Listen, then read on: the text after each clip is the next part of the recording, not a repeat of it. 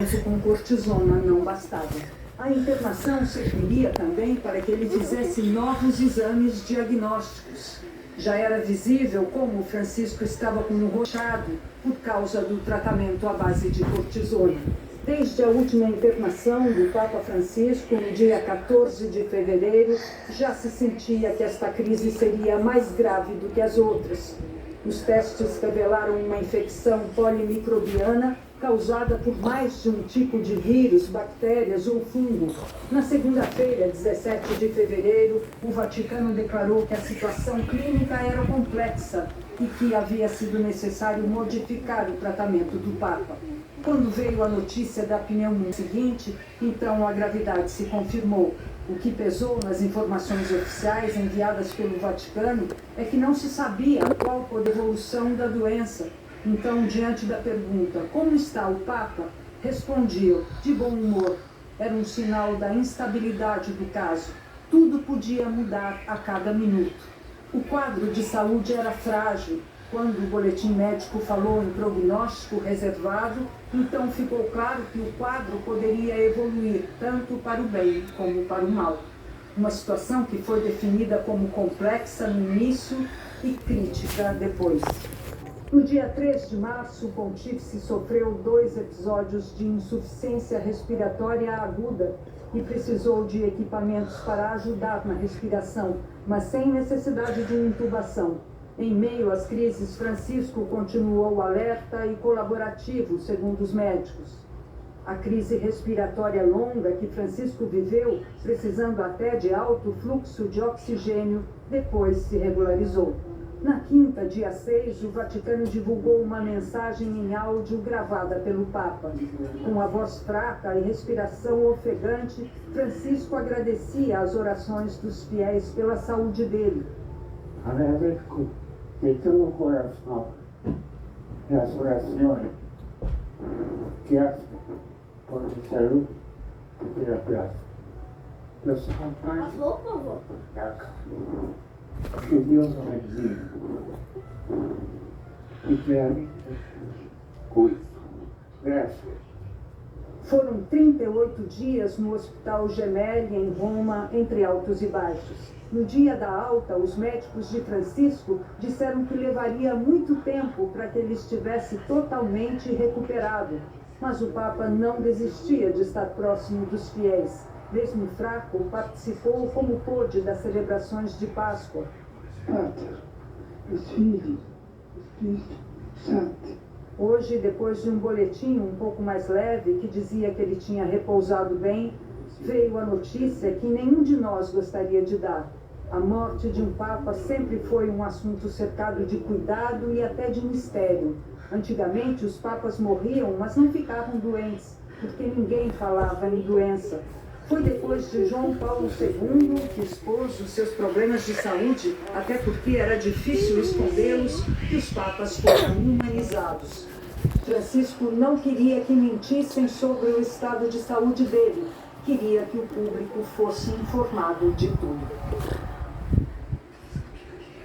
A locomoção do Papa também foi piorando ao longo do papado. Francisco tinha problemas nos joelhos e nos quadris. Passou a precisar de ajuda para se levantar. Nos últimos 3 anos, as aparições do Papa em cadeira de rodas se tornaram cada vez mais frequentes. A gente está vendo imagens aí do Papa,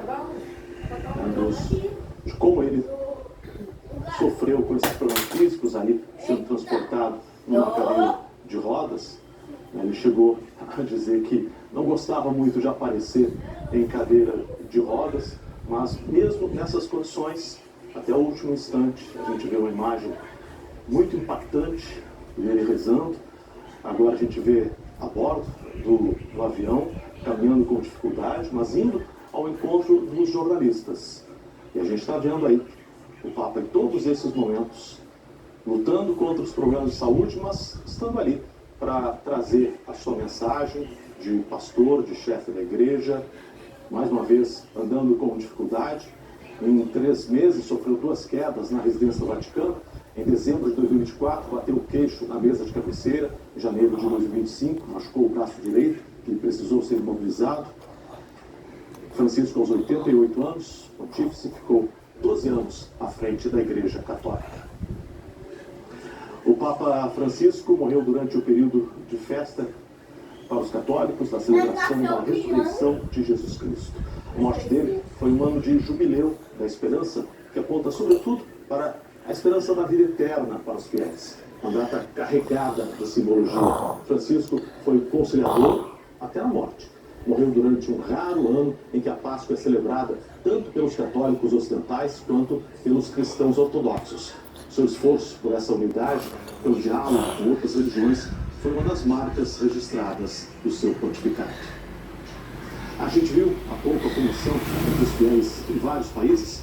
Agora a gente vai ver as reações de homenagens de líderes ao redor do mundo. Vamos direto aos Estados Unidos. Nosso correspondente Felipe Coalho, que já está ali em Nova York, vai nos contar a respeito dessas reações. Francisco foi o primeiro Papa a visitar o Congresso americano, também histórica, a ONU, aí em Nova York, né, Felipe? Boa tarde.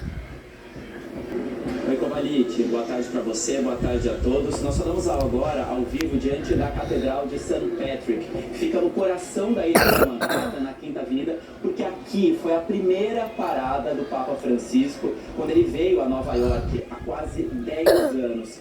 Francisco veio aqui naquela noite participar de uma oração nessa catedral que agora está repleta de fiéis do mundo inteiro que neste momento rezam pela alma dele. O Papa Francisco, naquela viagem, ficou muito encantado com a catedral e sobretudo com a localização dela, porque ela fica num lugar muito movimentado, cheio de gente, cheio de prédios, e o Papa falou, que bom, é nesse lugar que a igreja tem que estar, no meio do povo, não pode estar distante, ela tem que estar próxima das pessoas. O Papa veio só uma vez aqui para os Estados Unidos, foi em setembro de 2015, mas foi uma viagem muito marcante, ele ficou 6 dias aqui, começou essa viagem pela capital, Washington, onde foi recebido com honras pelo então presidente Barack Obama. Depois, ele foi o primeiro Papa a fazer um discurso na sede do Congresso americano. Um discurso importante, falou de temas extremamente relevantes para o planeta, como imigração, pena de morte, aquecimento global. Aí então ele veio para Nova York, veio aqui para a Catedral de St. Patrick, depois foi até o memorial em homenagem às vítimas dos atentados terroristas de 11 de setembro e foi até a ONU, fez um discurso na Assembleia Geral da ONU sobre a importância de lutar contra a pobreza. Francisco rezou uma missa também aqui em Nova York para milhares de pessoas no Madison Square Garden, uma arena importante de eventos, e ele terminou a viagem na cidade da Filadélfia, no encontro